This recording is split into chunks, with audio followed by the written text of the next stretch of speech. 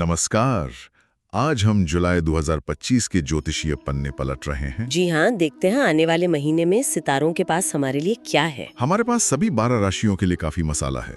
प्यार, पैसा, career, mood, मतलब सब कुछ। तो देखते हैं कि सितारे इस महीने क्या इशारे कर रहे हैं। आज इन ज्योतिषीय संकेतों को खंगालते हैं और देखते हैं कि इनमें सबसे काम की बातें क्या निकलती हैं।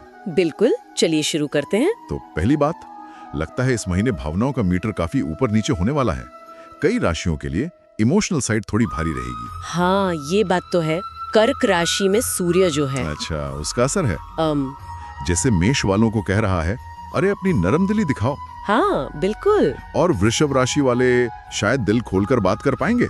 और कर्क वाले तो अपनी इमोशनल पावर को महसूस करेंगे। और मीन राशि वालों के लिए हो सकता है ये काफी रोमांटिक महीना हो, गहरे रिश्ते बन सकते हैं। रोमांटिक महीना। और मकर, वो भी कुछ ढूंढ रहे हैं। हाँ, मकर राशि वाले भी कुछ स्थिर टिकाऊ रिश्तों की तलाश में दिख रहे हैं। दिलचस्प। और यहाँ एक गौर करने वाली बात ये है कि ये सब कर्क संक्रांति के असर से जुड़ा है। जब सूर्य भावनाओं और घर परिवार वाली कर्क राशि में आता है ना, हाँ। तो फोकस रिश्तों और अंदरूनी एहसास पर चला जाता है। ये सिर्फ मूड की बात नहीं, बल्कि ये समझने का वक्त है कि हमें भावनात्मक रूप से क्या चाहिए असल में। एक तरह से सेल्फ रिफ्लेक्शन का टाइम। बिल्कुल। जैसे आपने मेष का जिक्र किया, उनकी जो तेज ऊर्जा है और कर्क की जो पोषण करने वाली भावना है, उसके बीच एक तालमेल, एक बैलेंस बिठाने की कोशिश दिख रही है। यह असल में इस महीने हमारे हर फैसले के पीछे छुपी हुई वो भावनात्मक क्यों को उजागर कर रहा है। अच्छा, इमोशंस का असर सिर्फ रिश्तों पर ही नहीं, बाकी चीजों पर भी पड़ेगा, जैसे करियर या पैसों के मामले में। हाँ बिल्कुल, कहीं ना कहीं तो पड़ता ही है। भावनाएं हमारे फैसलों पर असर डालती हैं, चाहे हमें पता चले या ना चले। दिलचस्प। चलिए फिर करियर और फाइनेंस की बात करते हैं। यहाँ भी कुछ मिला जुला सा माहौल लग रहा है। हाँ बिल्कुल। वृश्चिक राशि वालों के लिए बड़े कदम उठाने का सही टाइम लग रहा है, खासकर 11 से 22 जुलाई के बीच। जी, उनके लिए एक्शन का समय हो सकता है। तुला वालों को शायद कोई पहचान या तारीफ मिल सकती है, लेकिन कन्या राशि वालों के लिए सलाह थोड़ी अलग है। हाँ, कन्या राशि वालों के लिए कहा जा रहा है कि अभी सुर्खियों से दूर रहकर प्लानिंग करें तो शायद ज्यादा फायदा हो। और सिंह, वो तो अक्सर लाइमलाइट में रहते हैं। सिंह राशि वाले, हाँ, उन्हें भी 23 जुलाई के बाद अपने सीजन का इंतजार करना बेहतर बताया जा रहा है। उससे पहले थोड़ा शांत रहें। और वृषभ वालों पर लोग भरोसा करेंगे, शायद कोई लीडरशिप रोल भी मिल जाए। भरोसेमंद।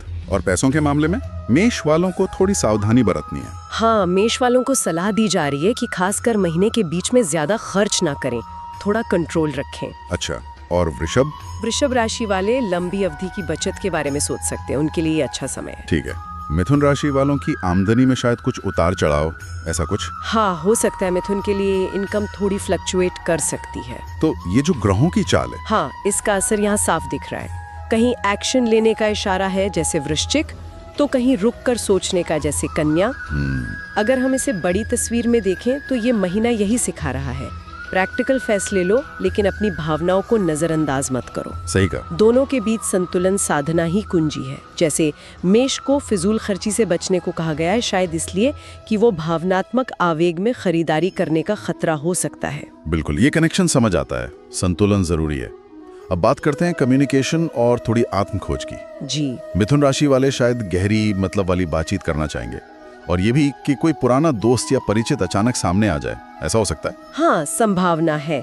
अतीत से कोई कनेक्शन फिर बन सकता है। धनु राशि वालों के लिए ईमानदारी और अपने दायरे को बढ़ाना शायद यात्रा या कुछ नया सीखने से फायदेमंद रहेगा। जी, उनके लिए विस्तार का समय है। हाँ, कुंभ वाले अपने रिश्तों को फिर से परख सकते हैं, और सिंह राशि वालों को कहा जा रहा है कि स्पॉटलाइट में आने से पहले थोड़ा अपने अंदर झांक लें, मन की शांति पर काम करें।